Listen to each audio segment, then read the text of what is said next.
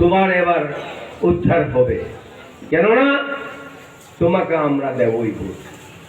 কালকে আমি 100 ফ্যামিলিতে, আজকেও এই যে লাচিয়া ছড়া বলে মুসলিম পাড়াতে আজকেও গেছি, অন্তত 120 ফ্যামিলিতে বাড়িতে আমরা গেলাম। সবাই আমাদের এটাকে আদর করে বলে, হাসি মুখে বলে, তোমাকে এবার ভোট দেবই, নিশ্চিন্ত থাকো বাবা, আমরা এখানে 400 450 বুথ দিয়ে দেব। তো প্রত্যেক জায়গায় আমরা দূর করি, বাড়িতে বাড়িতে যাই, প্রত্যেক জায়গায় এমন হাসি মুখে এই আমাদের এটা বাবুলালকে বুথ দেবে, এরকম ভাষায়, পরিষ্কার ভাষায় বলে। তো বন্ধুগণ, আমরা জানি এবার আমাদের এই প্রতিনিধিটা নিশ্চয়ই প্রতিনিধি লিখতে গিয়ে ভালোই লিখবে, কেননা সে একজন হিস্ট্রি অনার্স। তাহলে ওই পরীক্ষাটা 23 তারিখ পরীক্ষাটা হবে, এই 23 তারিখ পরীক্ষাতে নিশ্চয়ই পাতায় পাতায় লিখে যেভাবে সে পাস করবে, এই আশাটা আমরা জানি। কেননা কালকের অবস্থা দেখে এখানে কেউ বাবুলালকে হারাতে পারবে না 100%। আর একটা কথা শুনে রাখুন, ওই যে নকল করতে গিয়া ওই ভোটের কেন্দ্রে যদি গিয়ে নকল করতে যায়, সে ফিরতে অসুবিধা হবে, আমরা করতে দেব না। এটা মনে রাখুন।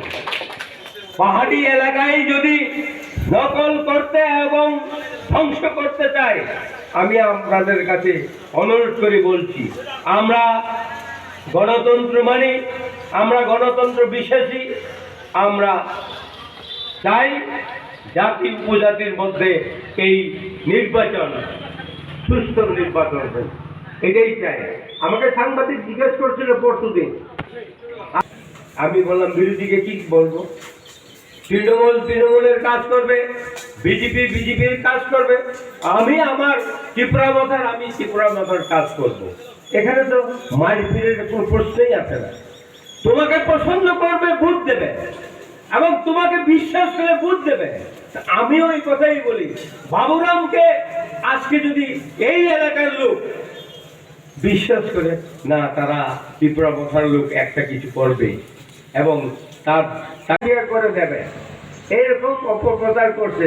আর তোমার কি লাগে বাড়িতে, এখন ঘরে ঘরে গিয়ে বলে, হ্যাঁ আপনার কি লাগে, আরো আপনার যা লাগে না আমরা দিয়ে দেব না, নোট করছে কি অভাব আছে বলে। হ্যাঁ, কি অভাব আছে, তারা বাড়িতে বাড়িতে গিয়ে ওই লিস্ট করে এইভাবে প্রচার করছে। তা বন্ধুগণ, যতই বলুক না কেন, ওনারা যা প্রতিশ্রুতি দিয়েছে একটাও করতে পারে নাই। আমাদের ট্রাইবেল বাড়িতে এবং ট্রাইবেল এলাকাতে ওই 28টা মদের দোকান লাইসেন্স দিয়েছে। পাহাড়ি হিন্দুস্তানি যেই এলাকাতে আছে, তারা মদ খেয়ে কিছু মরুক এলাকাতে। আজকে আমি এখানে বাগানতে দেখেছি, গ্রামের ভিতরে মদের লাইসেন্স দিয়েছে। তাহলে বন্ধুগণ, আপনারা বোঝার দরকার। কিন্তু আমাদের নামে, মহারাজের নামে অপপ্রচার করছি বিভিন্ন ধরনের। আমি আশ্রমবাড়ি হালহালির একজন এডিসি নির্বাচিত।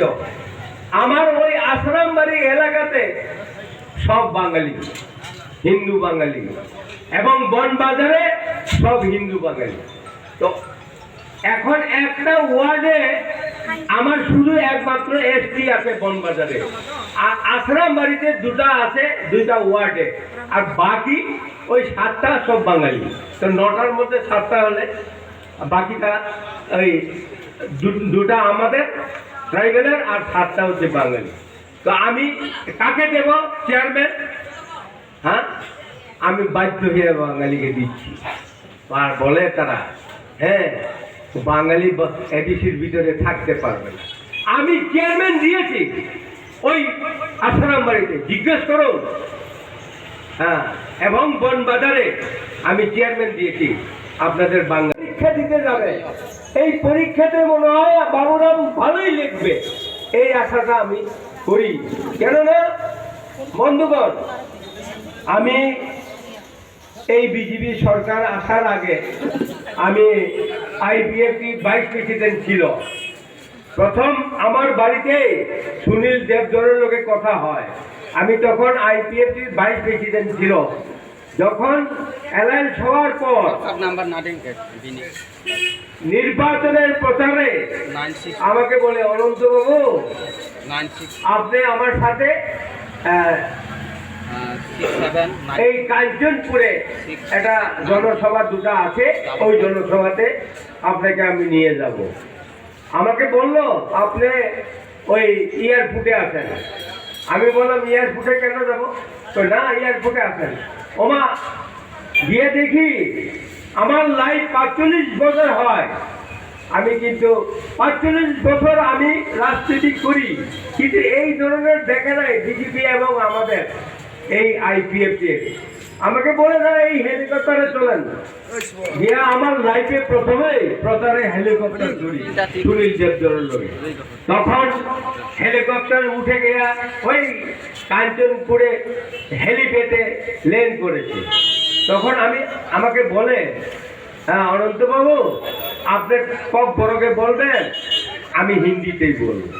তখন উনি বলেছে হিন্দিতে, এই যে 10,323 কর্মচারীরা কোনো ভয় করবেন না ভাই, আমি আপনাদেরকে চাকরি পুনরায় সরকার আসলে হয়ে যাবে। তখন দেখি এই কথা প্রতিশ্রুতি দিয়েছে মানুষকে, কত কত কথা প্রতিশ্রুতি দিয়েছে। বলে আপনাদের এখানে জলের অভাব আছে তো হবে না, আমরা সরকার আসলেই হবে। কেননা আমরা জানি আইপিএফটি এবং আমরা এই বিজেপি মিলে এইখানে সরকার গঠিত করব, এটা আমাদের আশা। এই বলে বিভিন্ন আখ্যাত দিল। এখানে আসার পর আমি দেখলাম বিভিন্ন ধরনের অপপ্রচার করছে।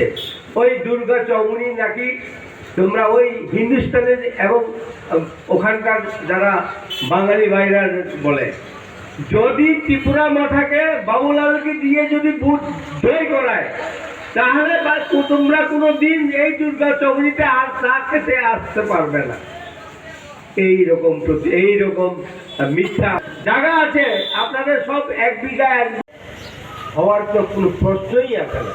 কিন্তু ভাই এবার এই নির্বাচনের, এই উপনির্বাচনে আমাদের শিক্ষক, আমরা জানি শিক্ষকরা অনেক ধৈর্য থাকে। আপনারা তো জানেন না, আমার বয়স 72 এবং আমি 45 বছর ধরে রাজনীতি করি। আমি 6 বার নির্বাচন